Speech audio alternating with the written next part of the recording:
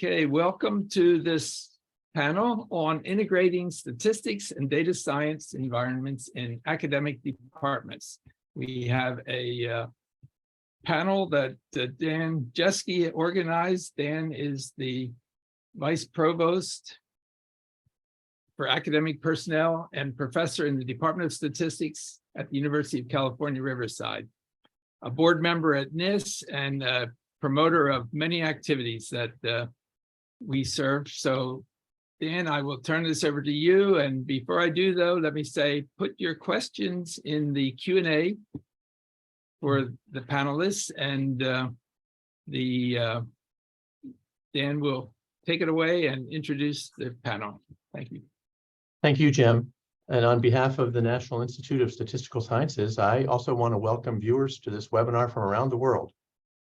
As Jim mentioned, I'm coming to you from the Department of Statistics at the University of California in Riverside, and I'm really delighted to be the moderator for what promises to be this very interesting panel.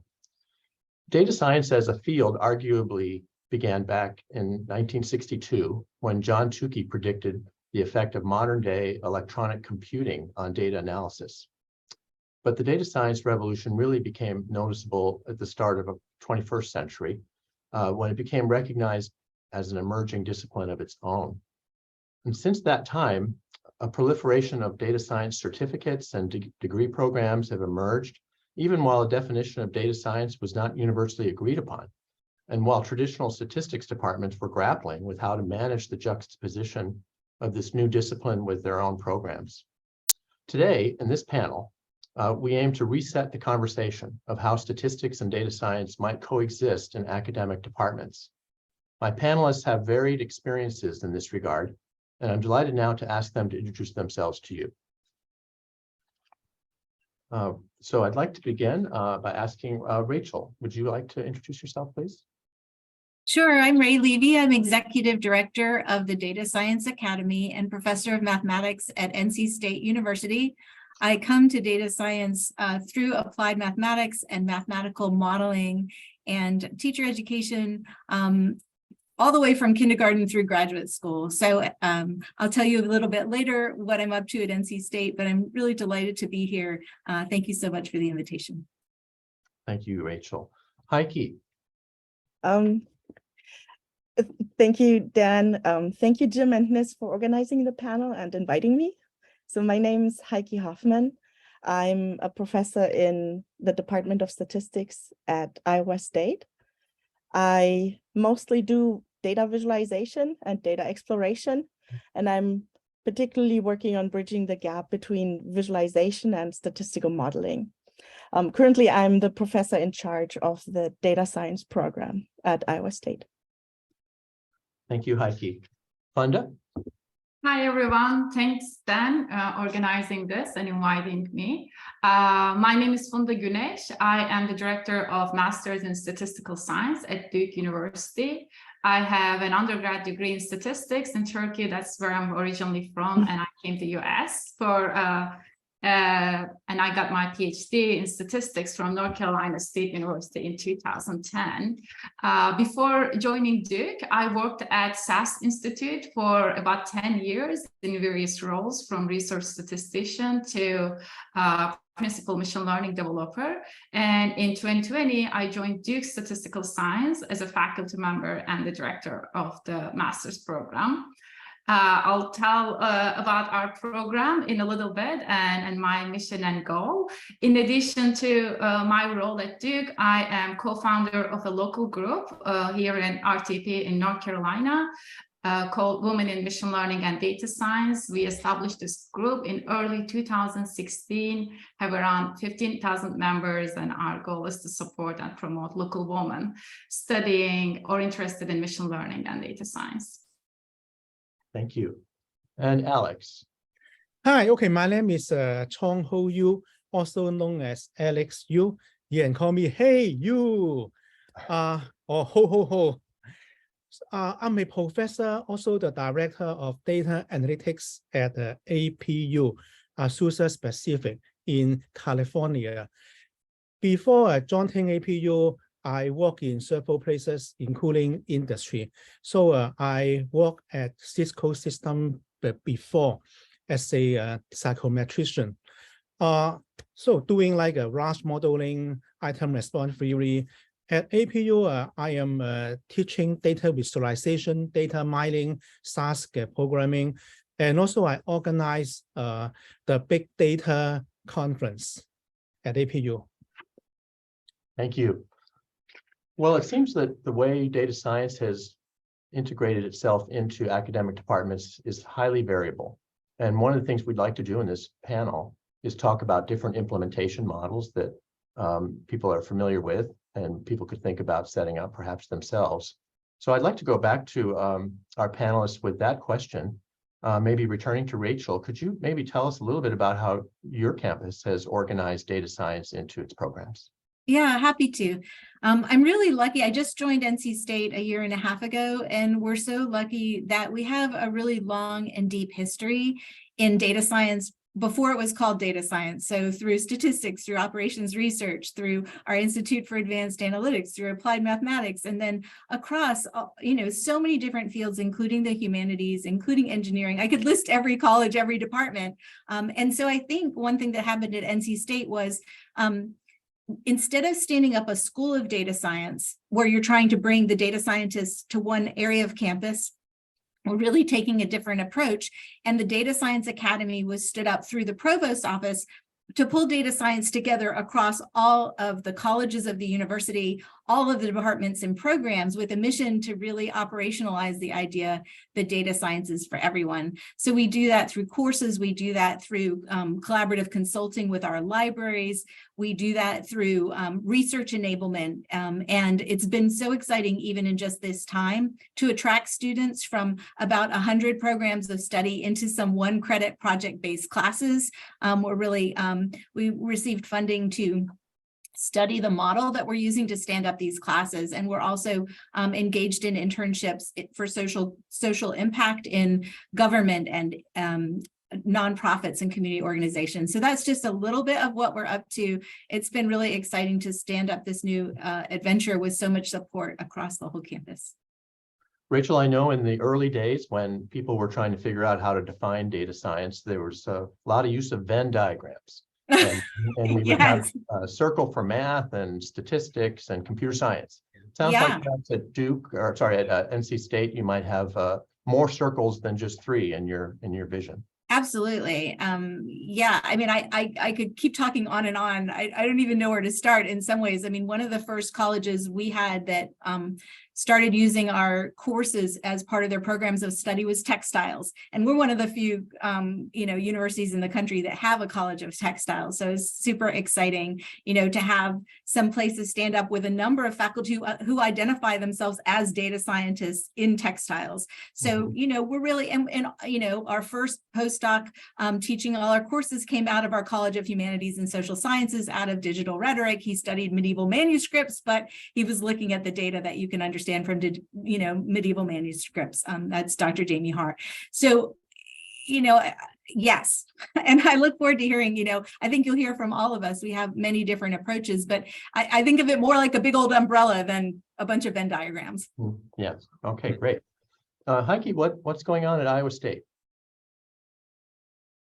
Yeah, thank you.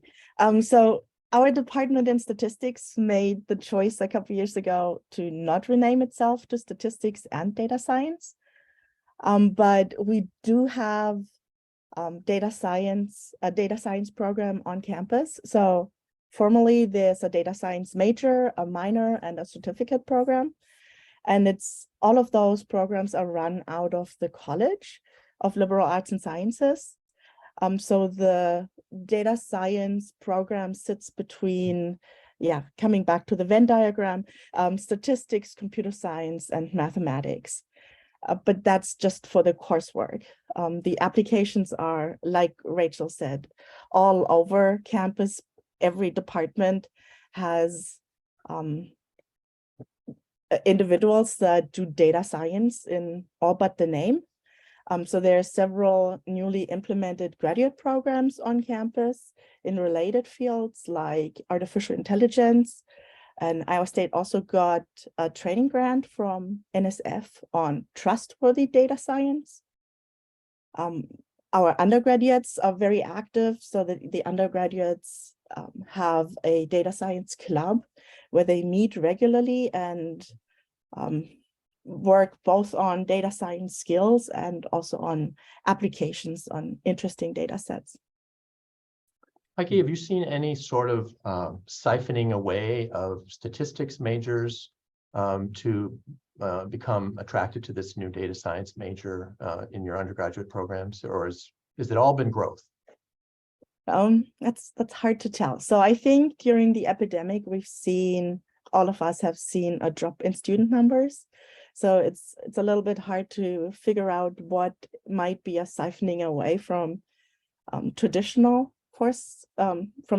programs. Data science has seen almost a doubling of the major since we introduced it. And at the same time, the other majors like computer science, mathematics, statistics have seen maybe just slight declines. And I think those are in line with what other programs see on campus. Yeah, certainly the pandemic would be a so-called confounding factor, right? Yes, hard to tell those apart. Yeah, okay. All right. Funda, Duke has some interesting things going on. Yes, yeah. As far as I know, Duke doesn't have undergrad or PhD programs specifically in data science. There are a couple of master's programs. One is interdisciplinary data science program as part of Duke's Road Information Initiative. And another one that I know is Masters in AI and Product Innovation in the Engineering School. In art and sciences, data science education is provided through individual academic departments, such as my department, statistical science, computer science, ECE, and econ. And we didn't change the name. So my department is Masters in Statistical Science. And often these programs have different focus tracks that includes data science. For example, in Masters in Statistical Science, we have tracks for general data science as well as health data science. At Duke, there is this incredible close collaboration between all these programs. Everyone understands that data science field is interdisciplinary and that a single department generally can't offer everything. Everything those data science students needs. For example, we have a lot of cross-listed courses with other departments. And also our department is very interdisciplinary. We have a lot of professors who have joint appointments with biostats, computer science, ECE, and econ. We also collaborate closely with the other programs and the Duke Information Initiative. For example, we collaborate on Capstone program, collaborated data science project, industry partnership, professional development activities. And I really don't feel like there is a competition at all between these programs. Each program has some unique specific elements that makes them unique. And there is a lot of demand to each programs. For example, what makes my program unique is the Bayesian thinking and statistical machine learning with a special focus on statistical computation. So we are the statistics department. There's of course an emphasis on statistical inference and uncertainty quantification, but I feel like the students who come to our department really appreciate that, but they also have a lot of opportunities to learn data and machine learning and all other really popular and cool stuff in our program. And hasn't the statistics department at Duke been called statistical sciences for some time? Yes, yeah, that's interesting. A lot of the departments are called statistics, and I need to learn why it is statistical science. I'm sure there's a good history about that at Mike Best. Be willing to tell me. Right. Yeah. It isn't like they changed it recently to make it. No, it was always like that, right? And I think they did on purpose. And yeah, good foresight, perhaps. Yes. All right, Alex, Azusa Pacific University. What's happening there? Okay, so at APU we have several master program related to data analysis. We did not change the name. We are still using conventional name, and okay, what is new is that we try to partner with industry. So in those program, and actually it's a joint program between APU and SAS, which means some content are SAS specific. The good thing is that, well, we receive resources from SAS, and also the diploma will be co-signed, co-conferred by APU and SAS. So when our student apply for a job in the future, then the SAS logo can help. And also besides SAS, I also sign up for other industry support program for academics like Tableau and IBM. Just in case somebody, some audience don't know what Tableau is. Tableau is a software made by Salesforce, specific to data visualization in a BI, in business intelligence. So now, it's popular, it's powerful, and so on. Also, IBM, they have a package about data mining, data science, machine learning, like Watson, IBM Modeler, and it's all free. It's all free for academics. So our approach is, we try to partner with industry to get support, to get resources. Yes, so that sounds like a model that might be interesting for a department that's small, maybe to consider using those partnerships with industry. Is that what you were thinking when you started out in that direction, or were you drawn to it more because you felt like that was kind of relevant to what the curriculum should look like? Okay, so the motivation, the rationale is that when you talk about data science, now we tend to use big data. So our graduate, when they go to industry, like corporation, then a chance are the sample size is no longer like a few hundred, it could be like a million. To be open, to be level, the older paradigm, like using software in our laptop, not a good idea. So to do a high performance computing, and we need industry level, we need enterprise level approach.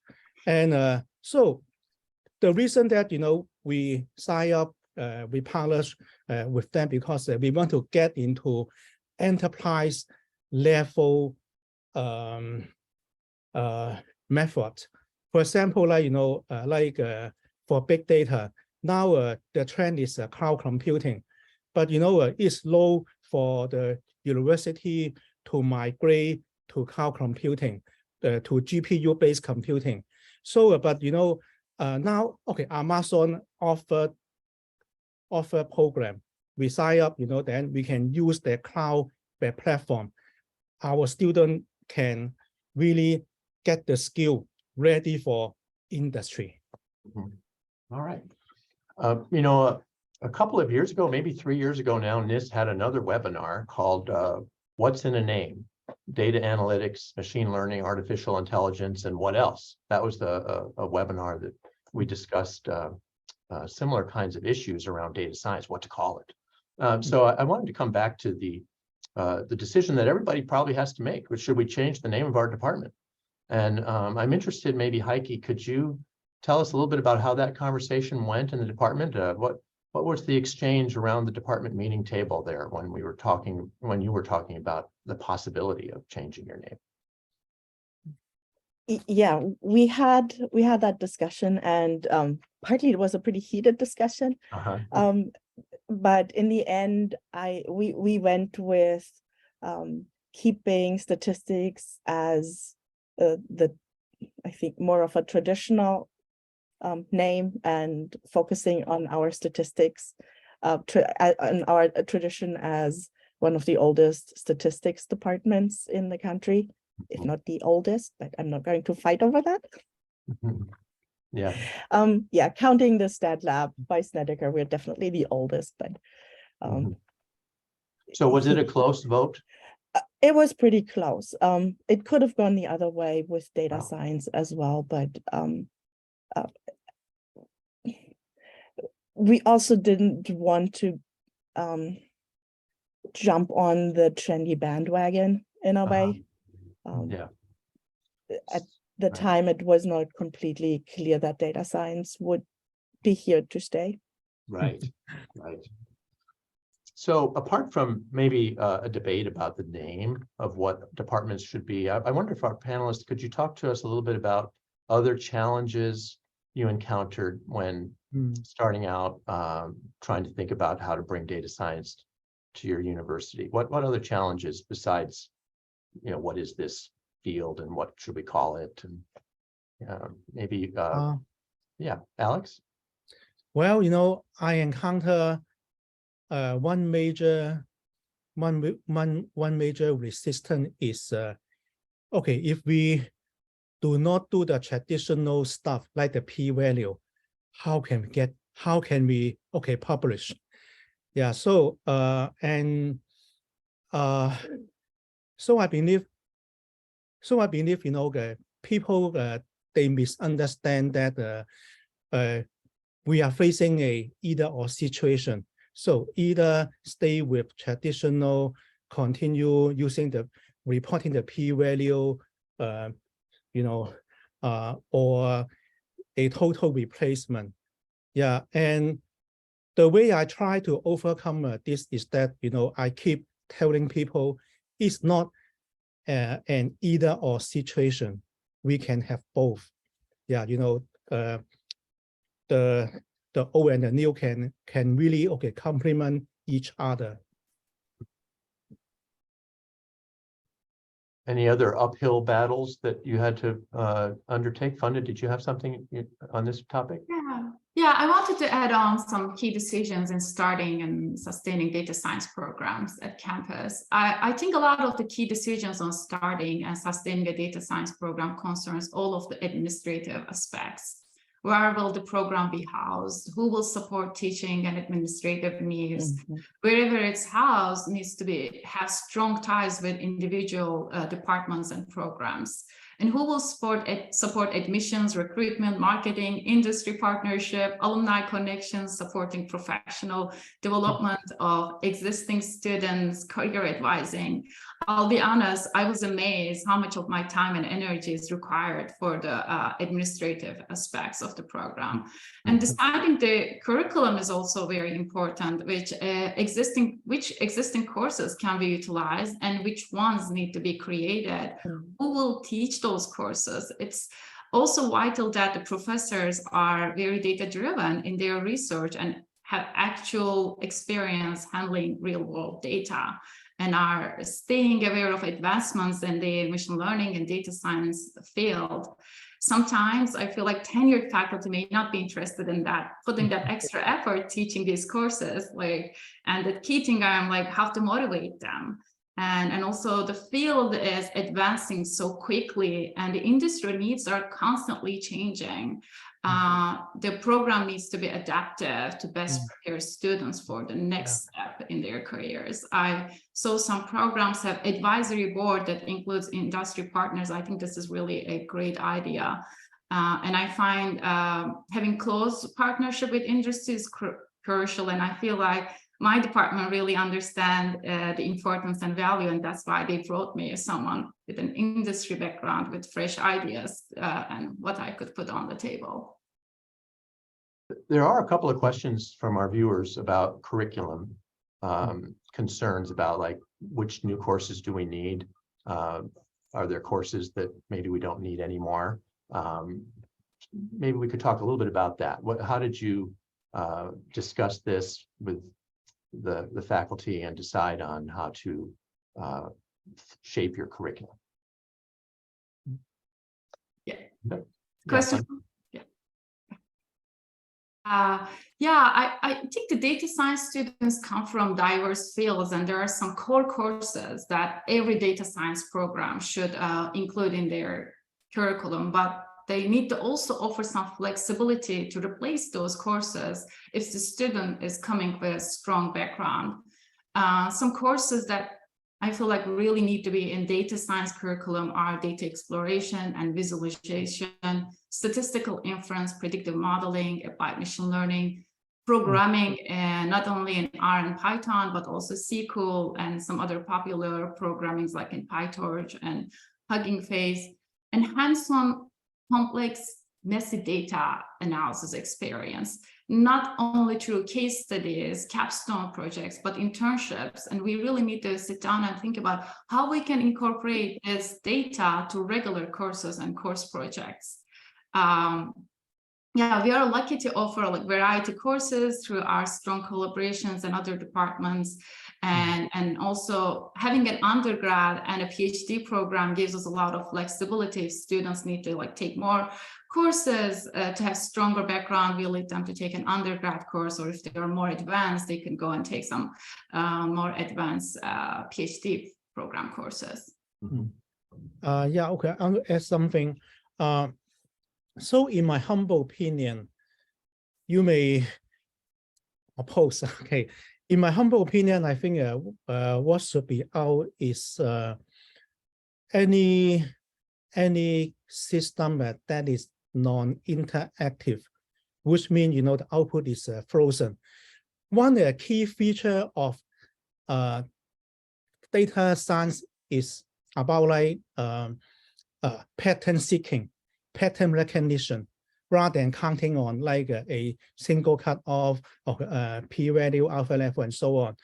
In order to find the hidden pattern, we need dynamic interactive data visualization, looking at the data. And however, some legacy software package are unable to do that. So, you know, you have to make all input you want beforehand, and then you push a button, you get an output. The output is frozen. You cannot further and manipulate asking what if question. So in my class, I use like Jumpro, I use Tableau and so on, which allow the researcher to interact with the output, asking what if question until found the hidden pattern. Okay, yeah. Rachel, did you want to jump in on this one? Yeah, a lot of these questions are really great in the chat. I was trying to answer some, but then it goes to answered, and you might want to look at them anyway, just because I've answered them. Other people probably have great answers as well. I was thinking a lot about being in a large institution and just how hard it is to communicate with people. Our channels of communication, getting, if you want to talk to someone at an associate dean level and get all the associate deans together, it's hard to get on that calendar. If you want to, talk to people by email, are they really going to watch? Are students reading the billboards around campus? It's just really hard to think about. And then as we're trying to build enthusiasm for our programs, we also have a cautionary tale of programs like computer science that in some institutions have, been wildly successful beyond their ability then to, supply courses and faculty. And so, to me, it's an interesting balance between how to grow programs in a way that generates enthusiasm that aligns well with what people around campus are needing, and then at the same time to be careful to do that in a way that you can handle your own success. And so I'm interested to hear how other people have managed that as well. A huge challenge these days across the nation is hiring and retaining faculty, especially trying to hire and retain and support diverse faculties in our institutions so that we're bringing lots of different perspectives to the table. I don't think this is a new problem. I think computer science was already facing it before just because of the tremendous opportunities that they have. And also for some of us, our salaries just will never keep pace, right, with some of the opportunities that people will have. And so we really have to find people for whom the kinds of community that we offer, the kinds of experiences with students that we offer are really why they want to come to work. And, you know, as someone who taught middle school, I know that that's possible. I was not teaching middle school for money, was teaching it because I really loved my job and coming to my job every day and working with students. And so same with our undergraduates and graduate students, it can be quite rewarding. So just thinking about how to balance, people asked about how do you advertise, and you know, we can still use our data science skills to try to figure out, you know, does it matter what time of day or week you offer a class? Does it matter which topic you offer? Does it matter who the instructor is, and what kinds of things are driving, you know, certain courses to be successful? It's not always so obvious until you have a chance to try some different things, right? You can't necessarily know from one offering of a class, does nobody know about it? But we have found, you know, as a tip for success, at least for us sitting outside any department or program, when one of our courses is incorporated with a degree program of study as an option, even as an elective, we immediately start seeing students from that program in those courses. So I mentioned textiles before. We had 0 students from textiles, and then they could apply some of our courses to their electives, and all of a sudden we had students. And so we were able very quickly in 2 semesters to attract students from all of our colleges just by having enough conversations and doing enough alignments so that students knew how they could use those credits. Heike, the rich history of statistics at Iowa State in the classical sort of areas, subject areas that grew up, many of them grew up there. It must have been difficult when deciding what to take out of a data science undergraduate degree program in order to make room for all the computer science courses that presumably need to be incorporated into that program. How did you decide that? And was it as hard as I imagine it was for the faculty there? Yeah, it's funny that you should ask that, Dan. The way that data science came to be at Iowa State is that statistics and computer science were approached by the dean. So our data science actually comes from the top. And they were charged with piecing together a curriculum for data science. And our first draft essentially was a double major in statistics and computer science. And somehow our provost didn't think that that would attract a lot of students. So we went back and worked with the Center for Excellence in Learning and Teaching to actually come up with a program from scratch with learning objectives, using best practices, and actually coming up with a program. And I would like to think of data science not so much as what do we not teach, as opposed to what do we teach, what do we focus on. So from my point of view, data science is really fluent because we're just in the process of establishing what data science will be. So for now, data science really lives in this triangle. One corner might be the more theoretical mathematician, statistician. One corner is a computer scientist. And then the last corner is a domain expert, a scientist, a researcher scientist. So given that definition, the coursework encompasses all 3 of these areas. So we've got statistics, methods and theory, computer science, methods and theory, and then also the application. So we have a really strong emphasis on the domain area to encourage students to think about, to translate the skills, translate the knowledge that they get from the courses into applicable knowledge.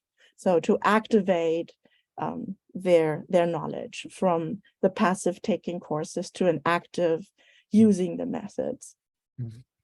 So for example, it isn't like you decided that they don't need as much training in mathematical statistics for a data science degree as maybe for a statistics degree, or did you decide that? we did decide that we didn't need 6 credits of mathematical theory. We only have 3.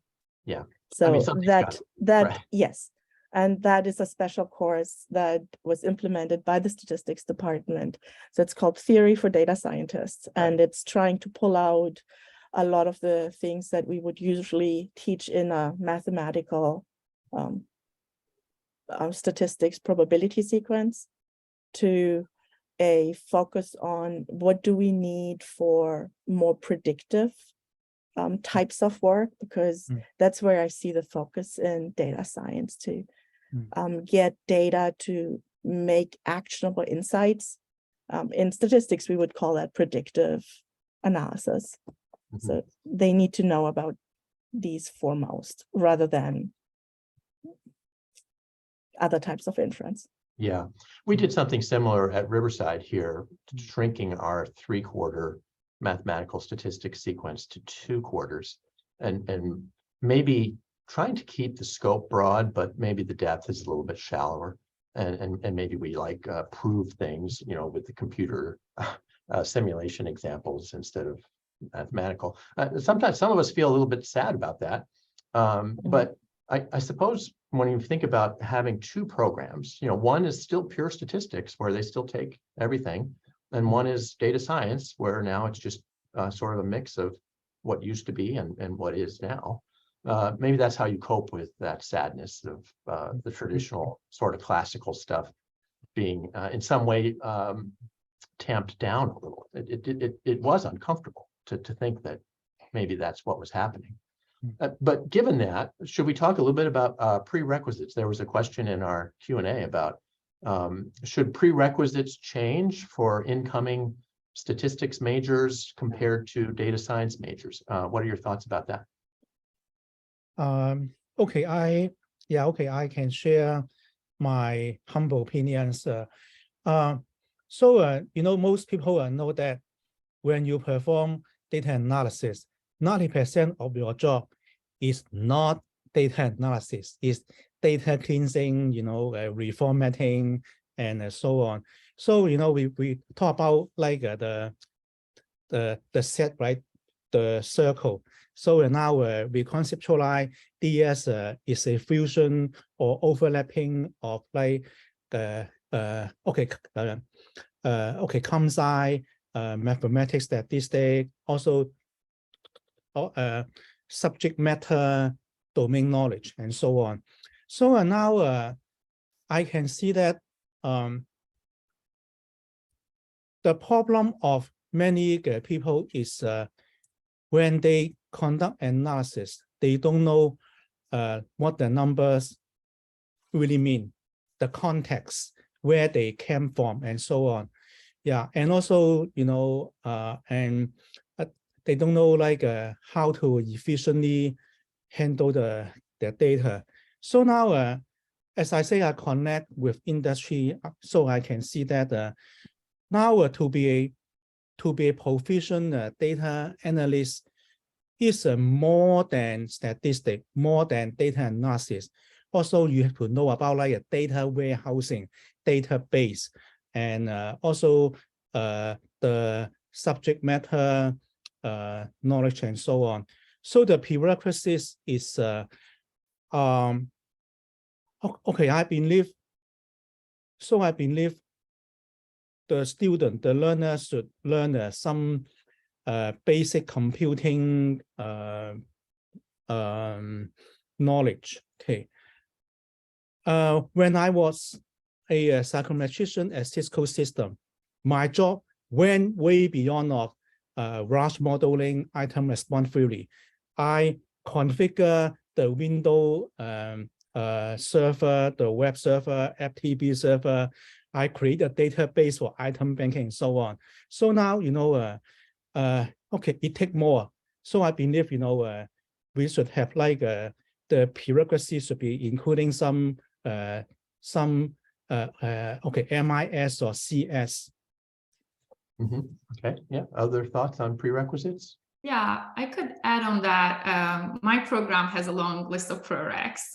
In addition to strong calculus, strong linear algebra, probability background, and the sequence of mathematical statistics are some of the prereqs.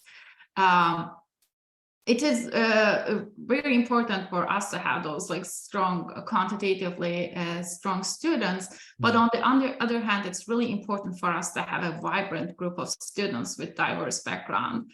The strong prereq requirements can sometimes be a limiting factor for us to have that diversity, that vibrant students group. So we are really trying to find a balance. One solution we have is this boot camp. We are offering this boot camp before the semester starts to bring those students up to speed, especially those who had a little bit of break between undergrad and the master's degree.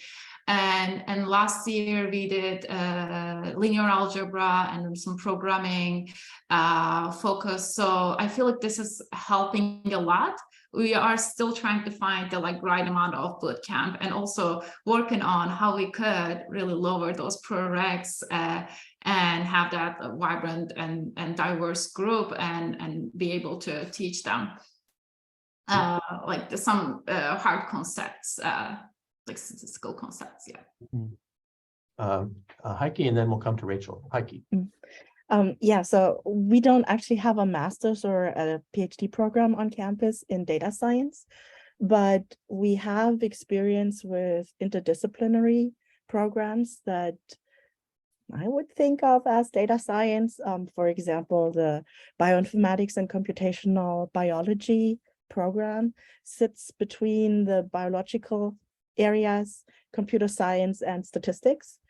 And the way that we handle recruitment there is that we usually think of students as having at least good knowledge in 2 out of the 3 areas, so that they can come in and only have to do some of the lower classes in one of the areas to catch up with the others. And usually we don't get students that are already very, very strong in all 3 areas. So I would think that data science could go about that in a similar way, to look at a domain expert with pretty good quantitative skills, or a statistician who's really interested in a particular emphasis in a particular scientific area, or a computer scientist. I think all of them can contribute to this community. Okay, great. Rachel? Yeah, thanks for the question. I've been really thinking lately about skill-based instead of course-based prerequisites. Because, at least in my field, it's really easy to say you need linear algebra. But then if you're taking a particular machine learning class and you actually list, what linear algebra do you actually need? There's a subset of the things you might, learn in a linear algebra class that are the most important concepts. And if a student wanted to review those concepts ahead of time, or, make sure that they're up to speed based on the linear algebra class that they had maybe wherever, it's probably more useful for them to know what those concepts are than to actually just know that they've taken a linear algebra class. And then it's also less limiting in the sense that it's conceivable, given the number of things online that you can use to learn things, that a student could, brush up on things ahead of time, or make sure that they feel comfortable, or even go ask somebody about 1 out of the 5 concepts that didn't come up in the class that they took, but it wouldn't be a barrier to them necessarily for taking that next course. So I've really been, in all of our courses, we do not have course-based prerequisites. We have, skill-based prerequisites. And we might say, if you've taken this course, that probably would help, but here's what you really need to have under your belt. Okay. So I'd like to offer a choice question to all of you panelists. What do you think is better for a student, to go and get an undergraduate degree in data science, full stop? Or might it be better to get a traditional statistics undergraduate degree and combine that with perhaps a certificate in data science that is a little bit, obviously much smaller initiative than a whole degree, right? Maybe they can kind of do that in parallel. The certificate bringing in some of the computer-based skills that are essential for a good data scientist, I think. I mean, what do you think about that, especially for maybe a department that hasn't taken the dive in yet to data science, and they're thinking maybe about starting small? Would that be a good way to do it? Is that good for our students? What do you think? I can take that question. I'm very biased, but I tend to think that the master's program is really the appropriate level for a data science program. I think it's really important to get those solid background in calculus, linear algebra, statistics, probability, and programming during an undergrad degree. It is incredibly hard to build good knowledge without these strong foundations, and a lot of existing undergrad programs cover those well. One way students can do it, maybe a minor in computer science and stats, econ, and computer science. And then this base knowledge can be built upon an additional 2-year program with a greater focus on data science. When I was at SAS, I worked with a lot of people who graduated from 1-year professional programs. I feel that these people are usually very ambitious and hard workers and will come with great presentation and leadership skills, and they have a decent level of base knowledge. However, the overall depth of statistics and data science knowledge was not strong. And they generally were a bit more programming tool focused, and many didn't know how to read papers and keep up with the newest technology. So I think a two-year program that emphasizes both theory and practice prepares students for present and gives them tools to grow in the future. Alex? Okay. Well, in my humble opinion, I would recommend students to invest more in the modern new method, DSML, big data, machine learning, and so on. And maybe take only a few classes in traditional stat as the foundation. The reason is that when people they learn it in parallel, in my experience, some people get confused. For example, some researchers, when they collect 1 million observation from Facebook user, 2 million observation from Google data set, and so on, they do a t-test or they do regression. And so, when you use a big data method for small sample study, it's okay, but not the reverse. Okay, so in my humble opinion, I think most even traditional research problem can be resolved by modern method. But conversely, traditional method are not really suitable, to big data problem and so on. Yeah, so I think so when you have let's say you have a powerful jet fighter, then you don't need a World War II airplane. Yeah, and not every problem is big data either. So there could still be a need for some of the tools that deal with small samples. Any other thoughts on what's good advice for a student to say that isn't thinking necessarily about graduate school, but they have in front of them a choice? I could be a math major, I could be a statistics major, I could be a data science major, I could get some kind of certificate. What would you think is the best package for a student thinking in that direction?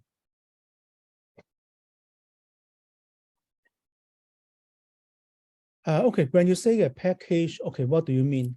A training package, yeah. Yeah. Rachel, did you want to come in?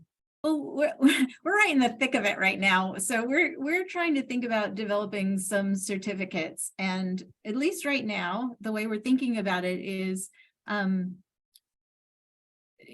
we're not going to have a data science major. We have no plans currently for an undergraduate data science major. And I think you're talking about undergraduates right now, right? Yes. And so the interesting question that's coming up on our campus is, if you wanted to do some sort of add-on to a major, would you want to do that as a concentration within a major? Or would you want it to be some sort of certificate alongside a major? And if that were the case, do you want that? What do you double count?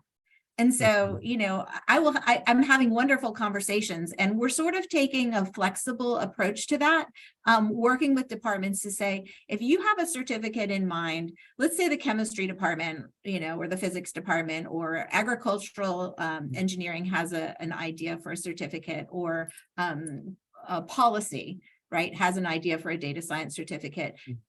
We're going to try to make a combination of some depth courses in that area that would come from that department, and then some breadth courses, which again are these 1-credit project-based classes where they're getting some data visualization, some ethics, right, some some more deep analytical tools. But understanding this is just a certificate. What we're finding with our students is that they find it really inspiring. And then some of them going on to these more targeted, I think that Funda was talking about, master's programs where they would go into more depth, and they're coming into it, I think also, like she said earlier in the conversation, with that depth of knowledge from their degree that is that undergraduate solid degree.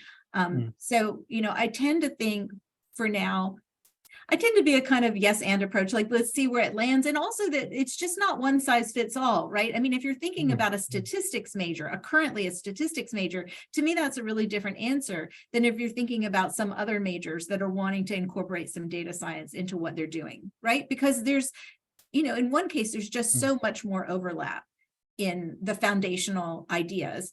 And you may also have people going into parts of data science that are more specialized over time. So I can see, for example, someone in data visualization needs to have foundation, right, in some of these analytical areas and statistical principles, so that they are communicating things that are valid to communicate. What do those courses need to look like if that's where you're headed? May not be the same as what you want to head into to be an analyst. And so I think it's going to be super interesting over the next few years just to see. One thing I said in the Q&A is that if you watch the job market, that's also super interesting, because the names of the jobs are changing so rapidly, so confusing, right? It's not consistent from company to company. And then the laundry list of things you need to have if you're looking for a unicorn is, so long in companies, and it may not be exactly what you need to get that job. And then I also know people who were hired with 0 data science experience as a data engineer, right? Coming out of a completely different program, they're learning everything on the job. And some companies are just taking that approach. So it's it's so early days right now, and everything about the job market is so unsettled right now.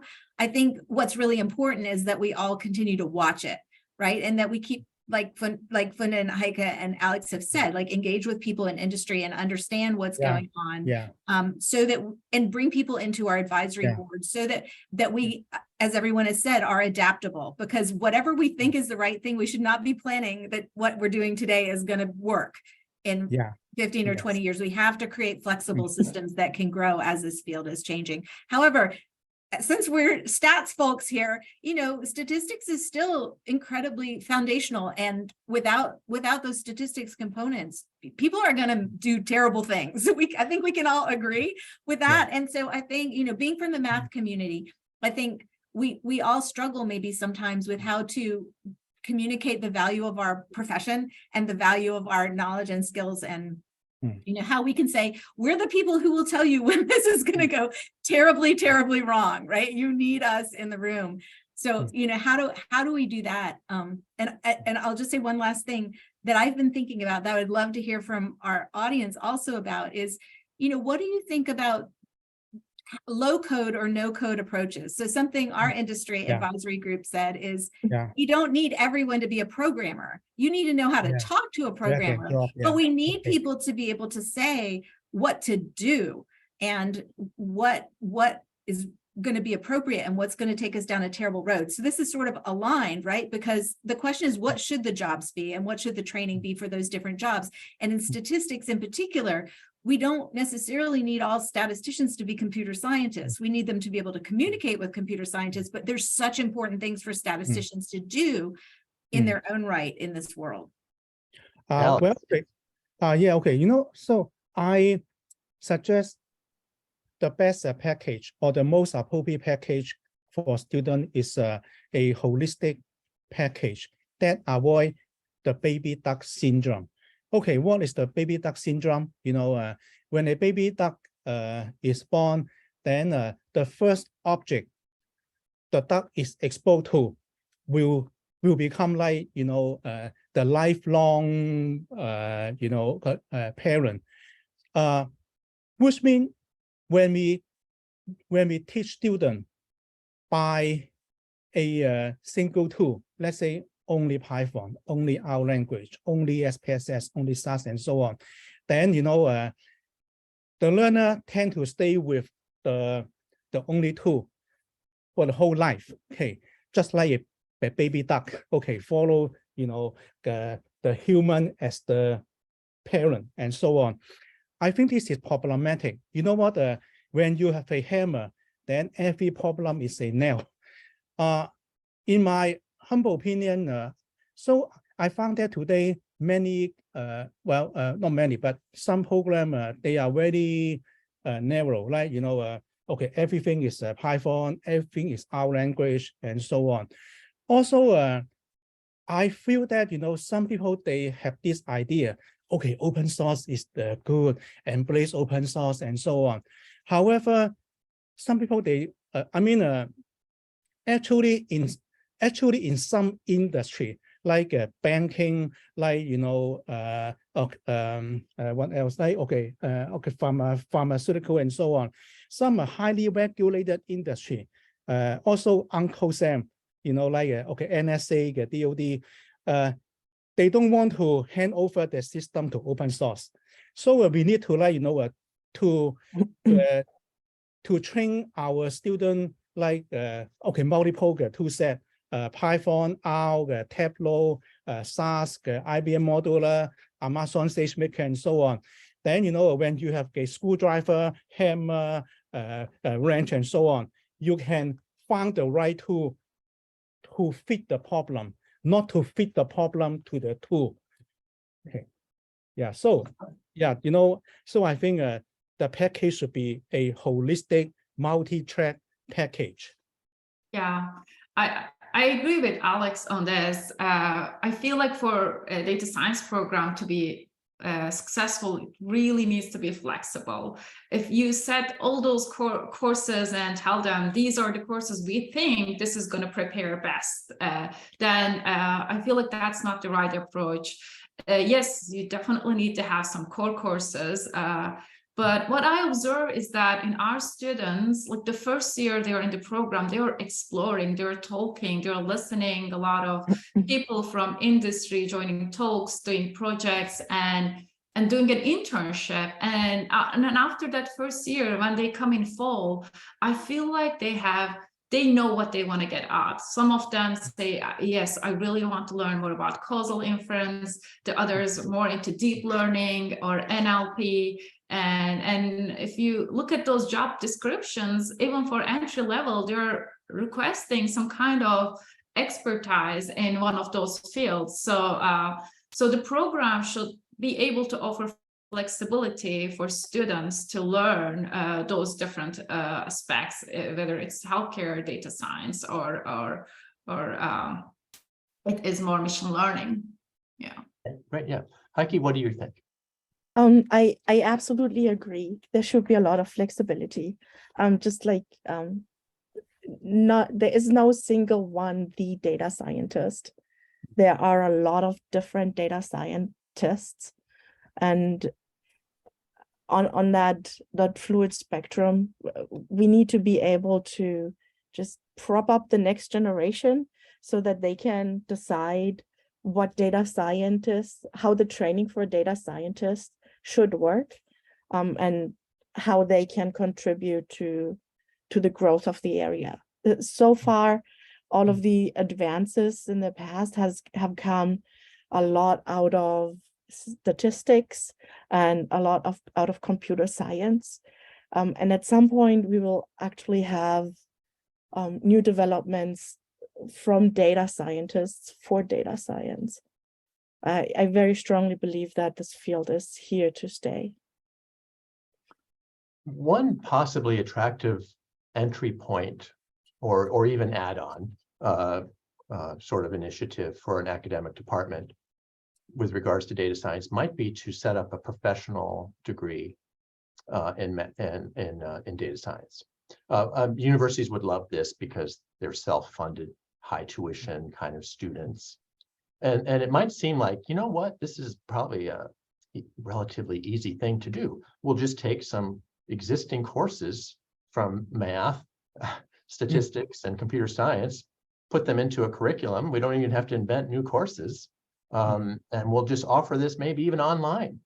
What do you think about pitfalls with what seems to be like a easy path here? Are there challenges that buyers should be beware of? I can talk for the online aspect of the program. There are definitely roles for online programs, and with the COVID, we are becoming increasingly virtual society. And in fact, this panel is virtual, and not everyone can devote the time and resources to an in-person program. So there's definitely a place for that. Having said that, we feel like an in-person experience is really crucial for our program and the culture that we have in our department. The human connection is really important, as that helps make students feel connected to the department and the wider community, and students better able to build their own professional network or the others fellow students and feel more comfortable approaching professors outside of class if they can do so. So we had convert our program to virtual for 1.5 years for COVID. And while we tried a number of things to keep the department connected, it was just not the same experience. So and I heard this from a lot of students when we were back. I was like, oh, this feels much better now. Like we feel more connected and more motivated. Yeah. Any other comments about, yeah, Heike? Yeah, I'm wondering whether this whether there's also a component of growth and maturity in whether online works for somebody or not. I think we've all gone through the college experience where we're first away from home and making our own decisions, and that usually goes hand in hand with being at college. And it's where we start to learn who we are really. And I think that's very important, but I'm not sure that is, and that usually happens in classes by rubbing along our peers. I'm not sure that that's really the important piece for online learning. I think that online learning works if people have gone through that experience and are mature enough at a later stage in life. So I think a professional data science program has absolutely a place, and that would work online to give enough flexibility to professionals, while at the same time also having a network, because we now know from 2 hard years of learning that we can make online work. There are pretty vibrant online communities, and we can connect with others in that way. So, and I'm very biased in terms of learning. I'm very pro learning, which is why I'm here. So for a professional master's in data science, that's essentially this decision between, do I do some online courses with certificates, and we all know various different platforms for learning skills, Or do we go with the more costly, probably, and more structured version of a master's program, a professional master's program? And I think that a professional master's program has a place. I think prescribing to students a set of classes helps. When we're doing this do-it-yourself online on the job learning, we usually just need to learn how much we need to learn to do something. But we usually don't go deep enough to say, should we do this? Or is this something that might be dangerous in some way? So the limits of methods or approaches is something that the on-the-job learning might not cover as much, unless somebody's very dedicated. Yeah.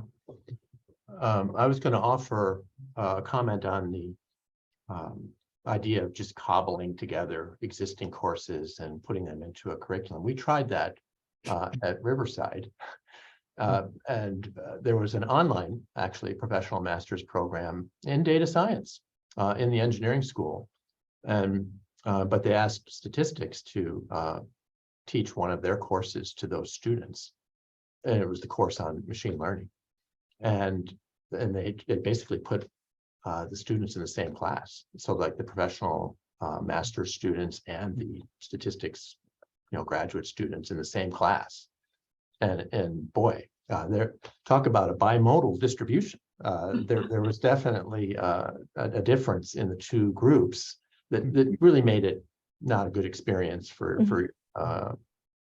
it was probably still okay for the statistics graduate students, but it wasn't a great experience for the professional master's programs. So they ultimately had to redesign a new course after all. Yeah. So that's just maybe a caution that what sounds like would be easy, and it certainly is easier to do it that way and faster to do it that way. It might not be very good. Yeah. I wonder about, there's a couple of questions in Q&A about this. Growing your faculty, recognizing the emerging data science cohort now of researchers that have come up and been trained in the new areas and have skills in those areas and do research in those areas. Departments probably need to be recruiting in a more diverse way with respect to these skills. Can you comment on how you've seen that happen at your campus?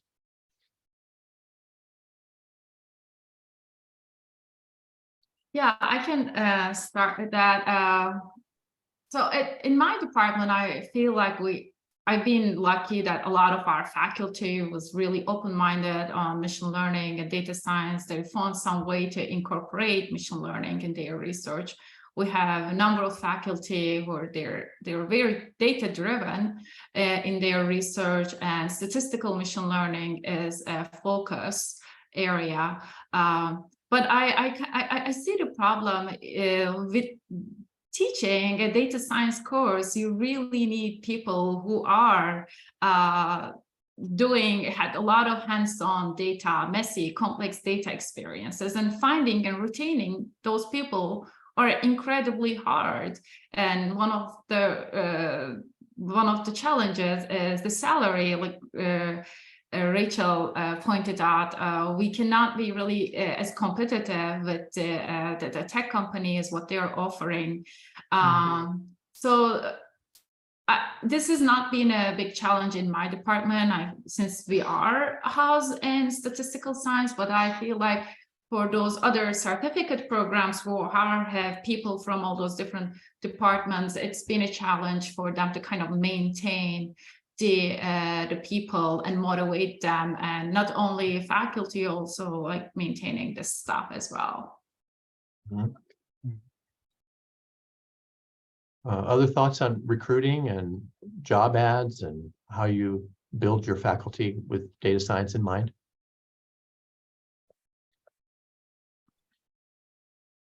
Well, if not that, okay, yeah, I can maybe jump in.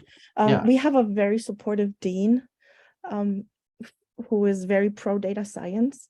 So even though we don't have a department in data science, there are faculty hired in computer science, math, and statistics who are who have in their job responsibility a component of doing data science and teaching data science.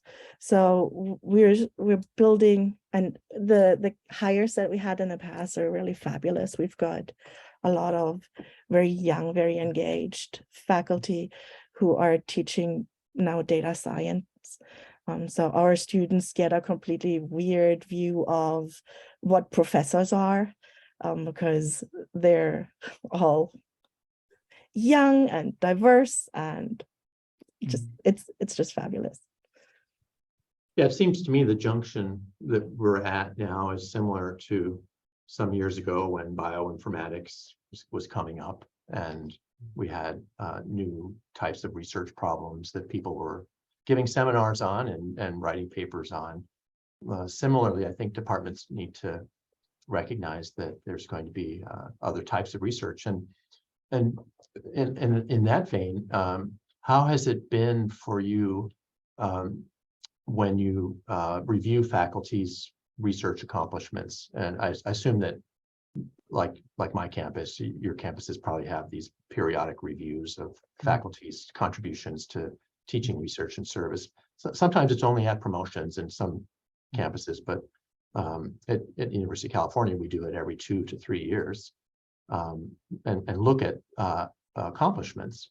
So, you know, I think departments that are reviewing these files, even writing external letters for faculty's promotions, are seeing more of a portfolio of research now that incorporates data science.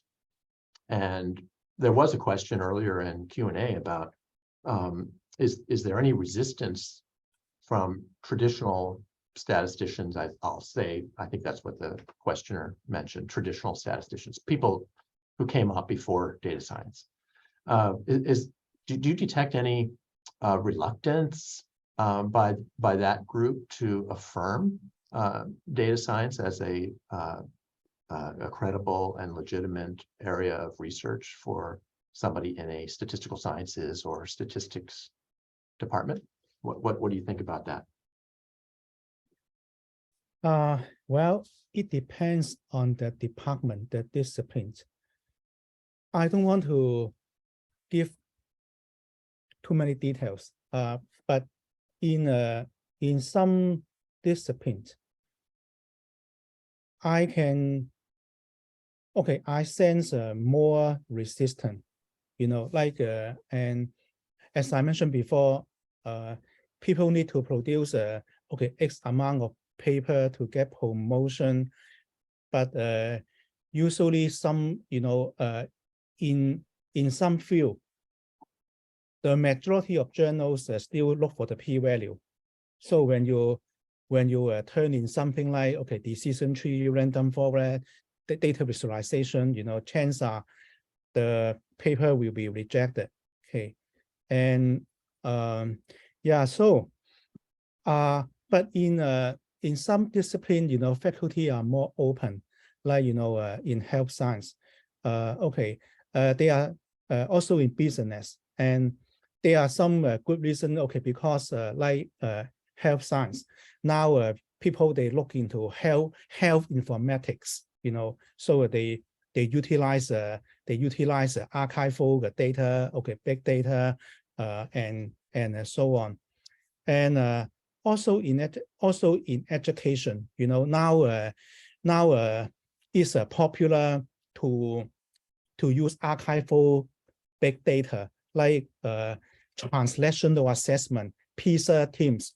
PISA stands for Program for International Student Assessment. TEAM stands for Trend for International Math and Science Study, and so on. You know, there are quite a few cross-cultural assessment, you know, and the sample size count in 100,000 or million, and so on. So for education, I can see, you know, people are more open to that. So the answer is it depends on the disciplines. Also, it depends on the journal, whether the majority, still stay with the p-value or open to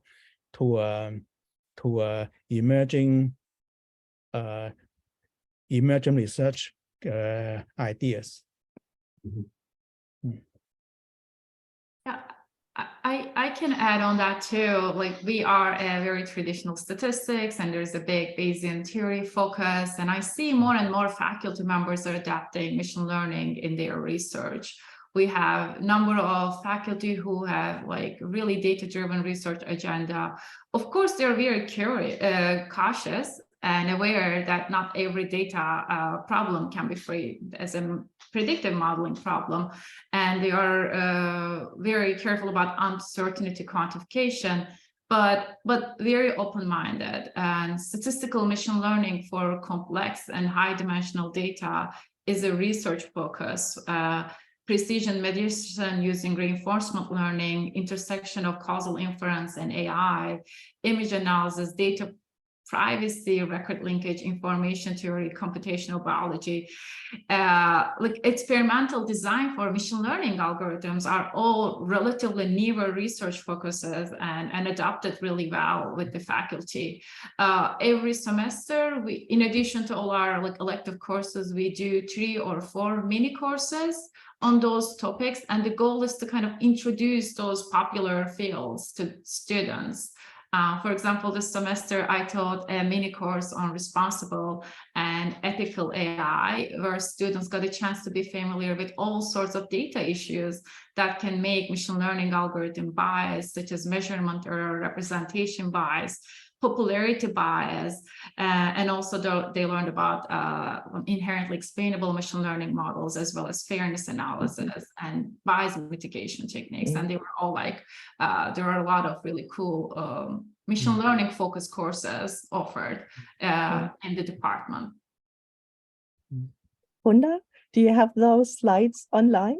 I'd be really curious to see what you're teaching. Yes, yeah. So this year was the first time I did that course. It was a mini course, 8 lectures, and I'm happy to share it. I haven't put it online yet, but I do have like PDF lecture notes. Yeah. Rachel, you wanted to say something on this topic? Yeah, I was gonna sort of pivot a little bit to just the question of metrics for success and how you reward interdisciplinary work in general. So I sit in the Office of University Interdisciplinary Programs with a new Senior Vice Provost of Interdisciplinarity, who's just basically getting going, but we're really wrestling with how to function in an institution that's really built on particular divisions of labor, in order to get things done.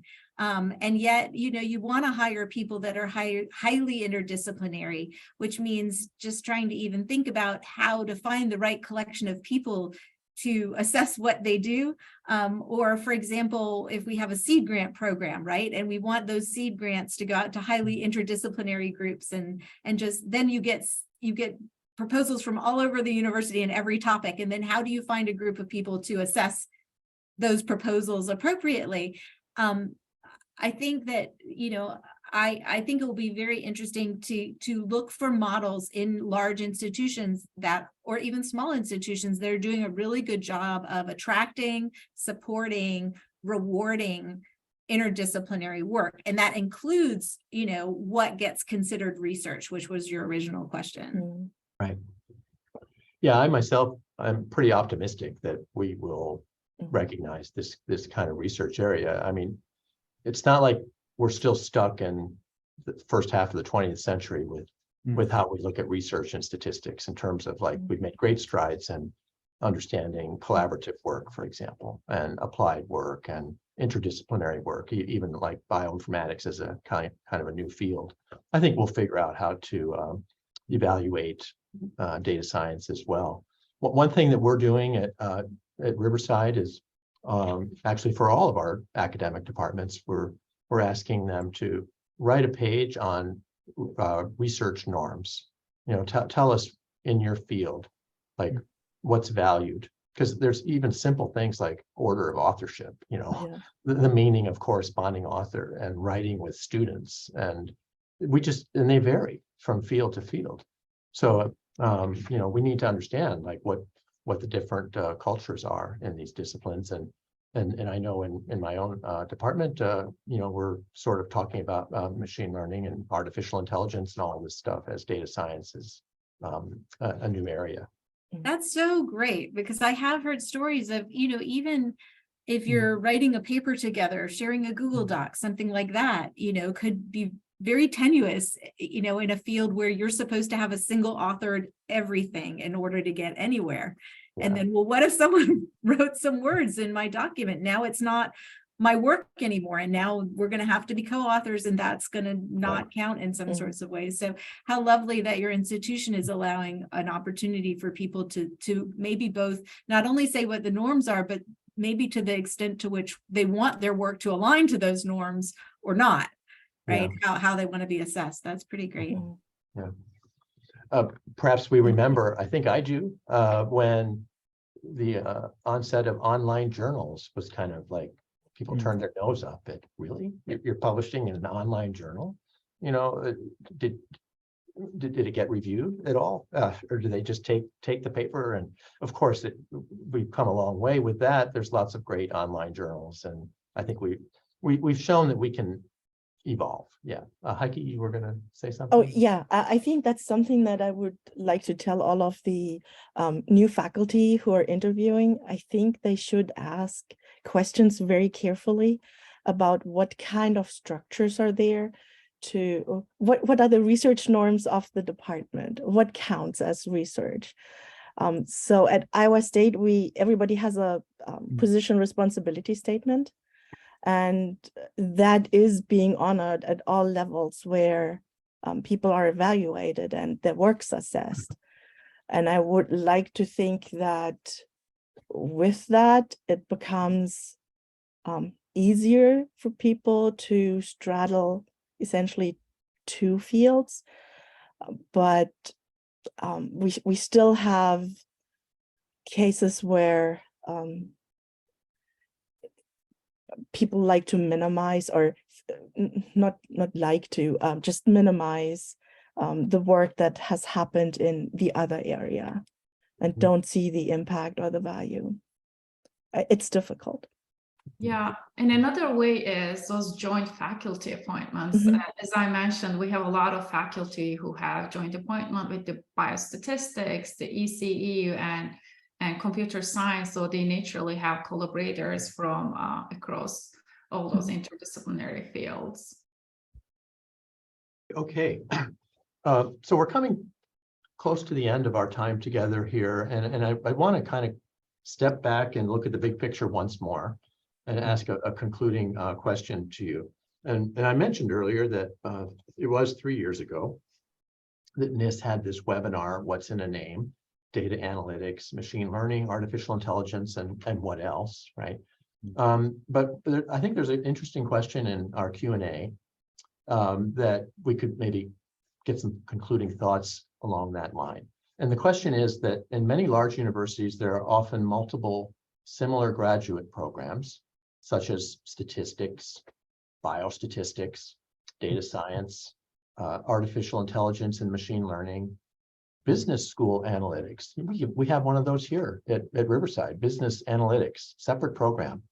And then engineering has some data analytics programs like I mentioned here. So it is a little bewildering to me, I think, to try and see what's the difference in all of these programs and how do I explain that to a student, and what's the criteria they should use to choose from amongst these programs that have some overlap, and but on the other hand, does it make a difference? And what would you say to a student who sees all these programs, and maybe not necessarily at your campus yet, but some of you have multiple programs like this, and how do we advise students to? It's not so clear. It used to be, okay, do you like math? And do you like to apply that to data? Statistics is for you. Otherwise, if you just want to be abstract, maybe stay in math. Or or maybe there's applied math that you could do that isn't really like inference and statistics. But now there's like so many things on the table. How do we advise students? One thing I recommend is, for example, for my program, we did this information session for the master's program. It took a few weeks ago, and then that had we had a 1-hour presentation, and in the we had a Q&A and a panel discussion with our current students and alums. I feel like it's really important if they are considering to apply those departments to join those information sessions, and not only talk to administrators and the faculty and professors, but talk to students and ask about their background and their experience. And even they could just look at the list. We have all of our students lists available on our website. And if they find someone, maybe similar backgrounds, they could just approach and send an email and schedule a chat. And we also allow our students who wants to apply our programs to schedule a quick interview with the administrators and the coordinator of the program. So, but I agree, there are a lot of programs, lots of similarities. They have to do their research and try to connect with the students and the graduates and the alums and try to learn more. Okay. Yeah, and I offer consultation to my student, and I offer extra credit, talk to me and tell me your long-term goal, and I will tell you some ideas. I will, give you some suggestions. So usually the first question I ask them is, after graduation, will you continue? After you earn your master, will you continue to go for a PhD? If so, then you want to go for a research-based PhD, or you want to get something like PsyD, EDD, something something more about professional work. And if you do not go for a PhD, then what industry would you want to work in, and so on. So usually based upon what they want to do, I will say, which program is more appropriate. And for example, for industry, and the research is less about theoretical, less about theory. It's more about predictive modeling, and how can you maximize the market share? How can you recommend the product to customer? How can you create segment for the customer, and so on? Then then I would recommend them to go for something more practical, like business analytics and so on. But let's say if somebody tell me that I want to build robots, so I want to build an Android and so on. So you need to to go into engineering, CS, to dive into AI research. If somebody say, I want to go for a PhD in psychometrics, and to do a research, to do more about theoretical foundation, then I will say something else, and so on. So it depends which path they want to go into. So some one-on-one mentoring. Yeah. Heike, Rachel, do you have some thoughts? Yeah, so what I would probably tell students is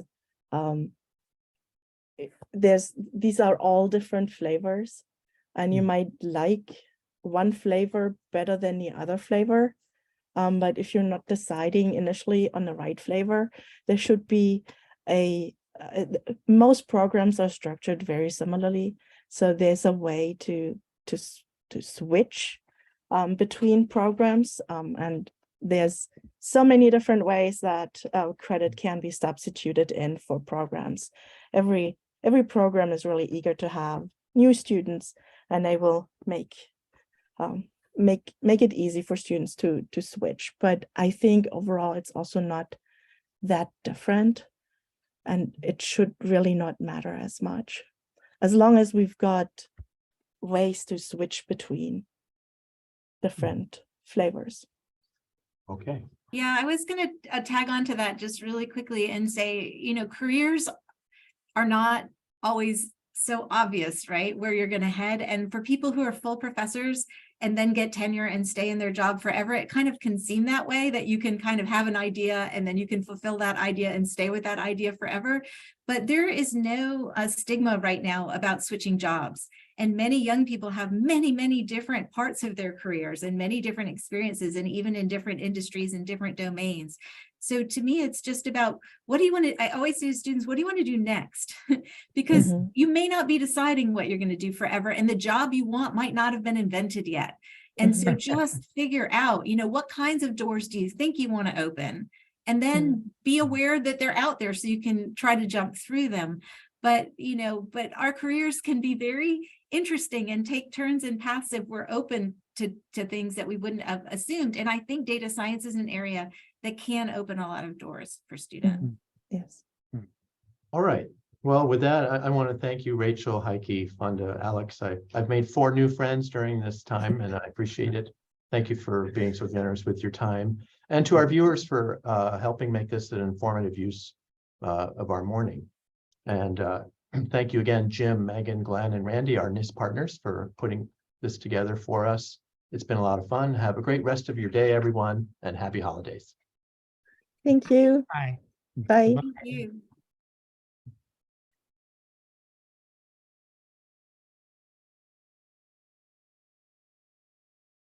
Thank you.